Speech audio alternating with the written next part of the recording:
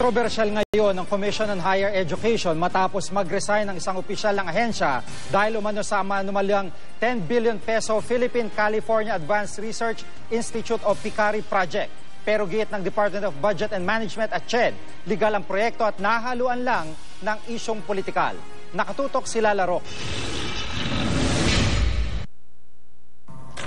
Sa liham ni CHED Commissioner Nona Ricafort kay Pangulong Noynoy Aquino nitong September 13, malinaw kung bakit siya aalis na ng komisyon. Sinabi niyang hindi raw kasi niya masusuportahan ang paggugol ng 10 bilyong piso para sa CHED Philippine-California Advanced Research Institute Collaboration Project na isinusulong ni CHED Chairman Patricia Licuanan. Ang PICARI ay naglalayong mapalakas ang standard ng panaliksik sa bansa. Alam naman daw ni Ricafort na maganda ang proyekto, pero sa tingin niya, hindi ito ang tamang panahon para ipatupad ang PICARI. Ngayong may mga pagtatalo tungkol sa alokasyon ng pondo ng gobyerno. Pero para sa CHED at DBM, napupolitika lang daw sila, lalo pat may hindi raw nakuha si Ricafort. Everyone knew that she wanted to be a third term, but that's against the law. And we also feel that part of it is political. She's saying 10 billion. It's a complete lie. Magkano ang nasa budget?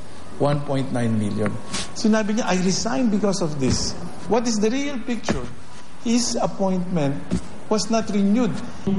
Legal din daw ang PICARI project. Kailangan daw ito ng bansa lalo't nangungulela tayo pagdating sa research and education.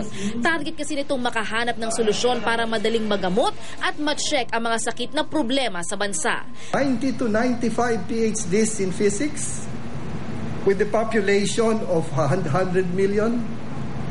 That's not going to bring us anywhere also unless we make a bold step. Napaulat ding nagbitiw si CHED Director Carmina Alonso, pero ngayon nilinaw niyang nananatili siyang direktor ng Administrative and Finance Services ng CHED. Ang kanyang resignation ay bilang ex-officio member ng Bids and Awards Committee. Umaasa ang CHED na sa gitna ng kontrobersya, matutuloy ngayong taon ang proyekto at pagtiyak ng CHED, wala raw ni kusing silang nagagastos sa 10 billion peso PICARI project. Lala Roque, Nakatutok, 24 Oras.